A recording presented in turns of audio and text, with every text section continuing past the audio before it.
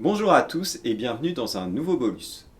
Nous continuons aujourd'hui notre série vidéo autour de la vaccination anti-Covid. Nous avons déjà abordé l'histoire de la technologie vaccinale ARN messager ainsi que la stratégie vaccinale mise en place en France.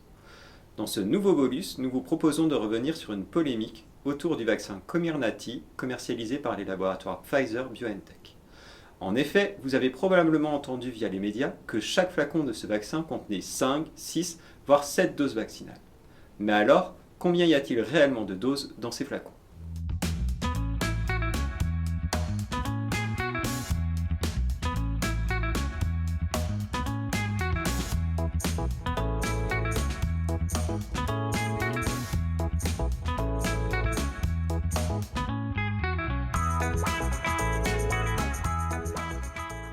Revenons à la mise sur le marché du vaccin Comirnaty en décembre dernier.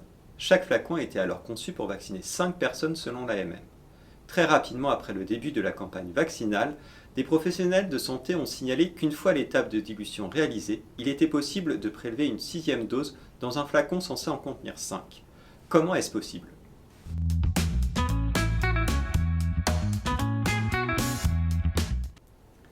Pour répondre à cette question, analysons la composition du vaccin et ses modalités de reconstitution.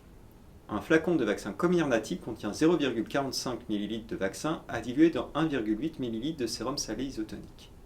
On obtient ainsi 2,25 ml de solution prête à l'emploi.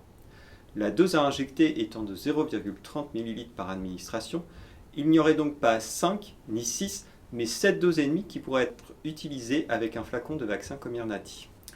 Plusieurs conditions sont nécessaires pour obtenir une dose supplémentaire. Dans un premier temps, il faut utiliser des seringues et des aiguilles à faible volume mort pour l'administration de la dose, l'ensemble ne devant pas excéder 35 microlitres. Il est préférable d'ailleurs d'utiliser une aiguille de 25 gauge et de 25 mm de longueur pour l'administration de la dose, permettant généralement une injection intramusculaire dans le muscle deltoïde. Cette aiguille doit servir à la fois au prélèvement de la dose dans le flacon et à l'administration. Enfin, un équilibrage de la pression du flacon est indispensable pour limiter la formation de bulles d'air dans la seringue d'administration. Cette étape importante consiste à retirer 1,8 ml d'air avant de retirer du flacon l'aiguille ayant permis la dilution du vaccin. En cas de bulles d'air dans la seringue d'administration, l'ajustement doit être réalisé avec l'aiguille dans le flacon pour éviter la perte de vaccin. Toutes ces précautions permettent d'obtenir avec les exigences qualité nécessaires des doses supplémentaires de vaccin.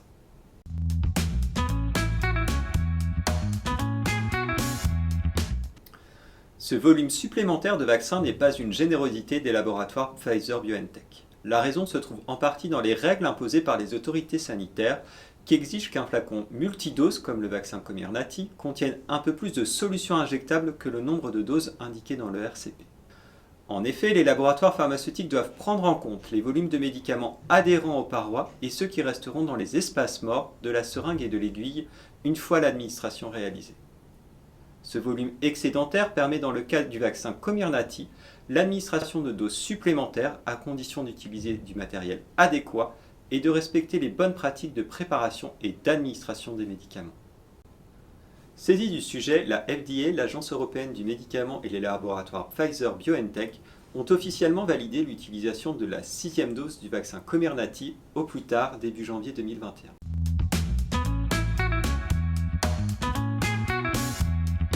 Bien que théoriquement possible, la 7e dose n'a pas encore fait l'objet d'autorisation d'utilisation officielle auprès des autorités de santé ou des laboratoires. Conceptuellement, son utilisation ne poserait pas plus de problèmes que la 6e dose. Rappelons d'ailleurs qu'il ne faut en aucun cas créer une dose supplémentaire en mélangeant les reliquats de plusieurs flacons.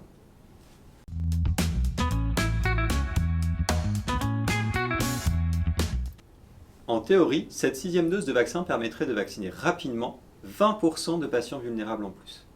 Malheureusement, l'allocation des vaccins par les laboratoires Pfizer-BioNTech n'est pas réalisée au flacon, mais à la dose.